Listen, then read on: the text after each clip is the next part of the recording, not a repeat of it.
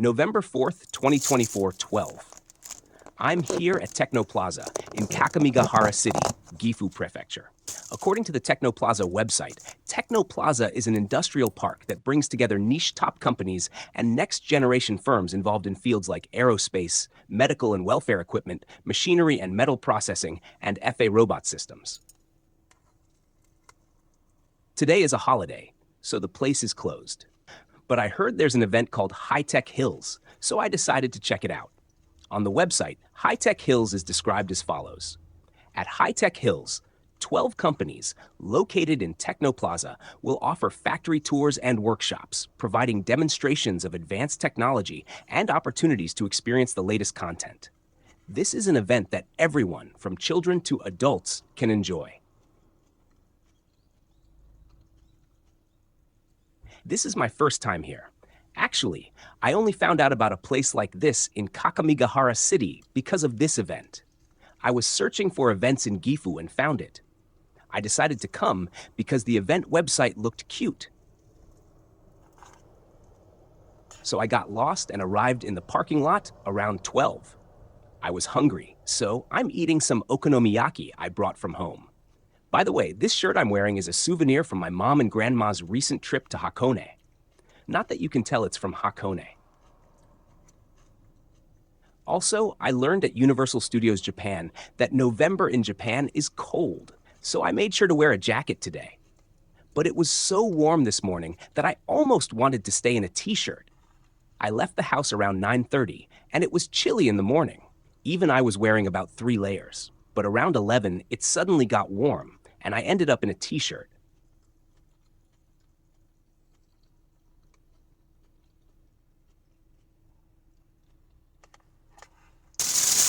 Oh, and I have another okonomiyaki with me.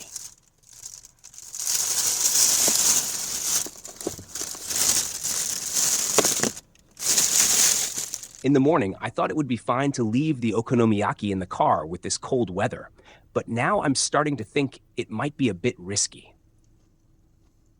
Well, I'm still leaving it there since it takes up space. There was actually an event back in September, when it was still quite hot, where I made okonomiyaki at home and brought it along. I just left it in the car for 2 or 3 hours. The inside of the car got really hot. Probably a temperature bacteria would love. I had a slight worry, but hunger won out, so I ate it. And I was fine, so I think it should be okay at this level.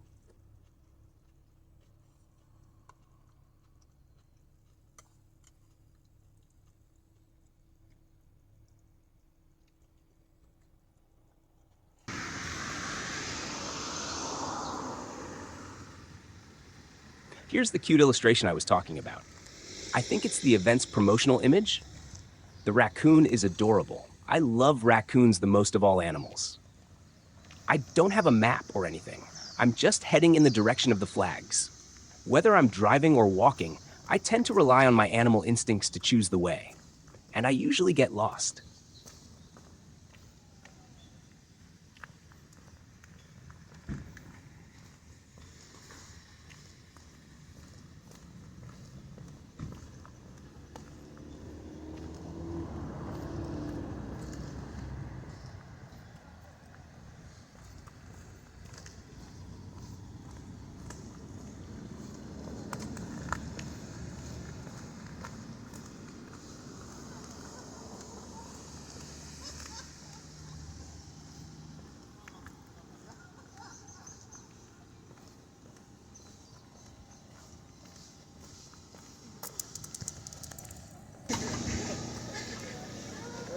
This time, though, I miraculously made it to the Technoplaza headquarters building.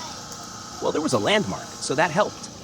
In the headquarters parking lot, there was a food truck. It didn't look like there were any restaurants nearby.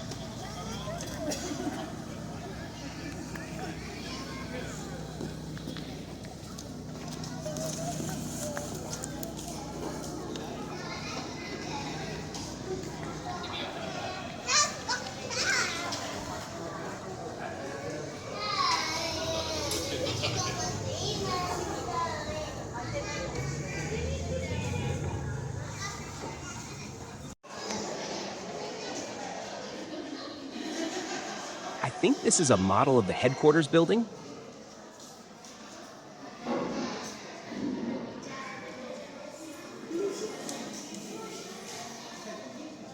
I was trying to figure out exactly where I came from to get here.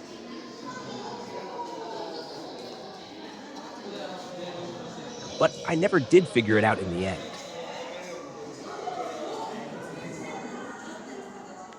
There's this cutout panel with holes for faces, but it's a surreal design since all it does is make a face appear in the cutout. I mean, did it really need to be a face panel? They could have just made it a regular board for photos. Since this is a place for manufacturing, I wonder if even the chairs have some special design to them? I tried sitting down.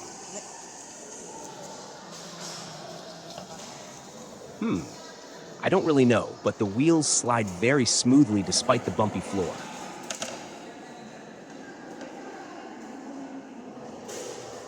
Does the backrest tilting in the opposite direction have any purpose? The desks look like good places for concentration. Come to think of it, there's a library here.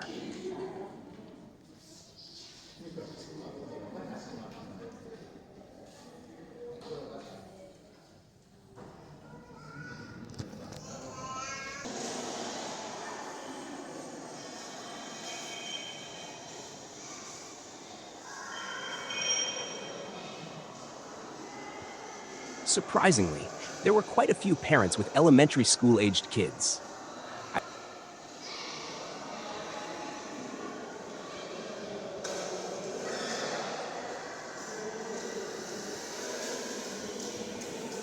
Now on to the main event for today, the workshop. First up is Fukami Manufacturing Co. Ltd. I don't really know much, but it seems like they make robots that automate various tasks. We got to try programming a robot to do a super simple movement.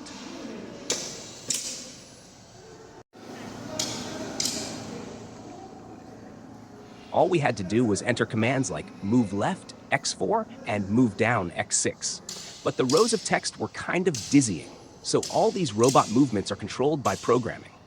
Of course, I know that logically, but the rows of text were kind of dizzying, so all these robot movements are controlled by programming. Of course, I know that logically, but it's just amazing to think that every single movement, like how far it moves or how it grips, is manually controlled. Even this super simple movement took a fair amount of time. I can sense a bit of madness in the person who made this sequence. Also, I heard that they model everything in 3D CGI before actually building these devices. That must be a mind-bending task.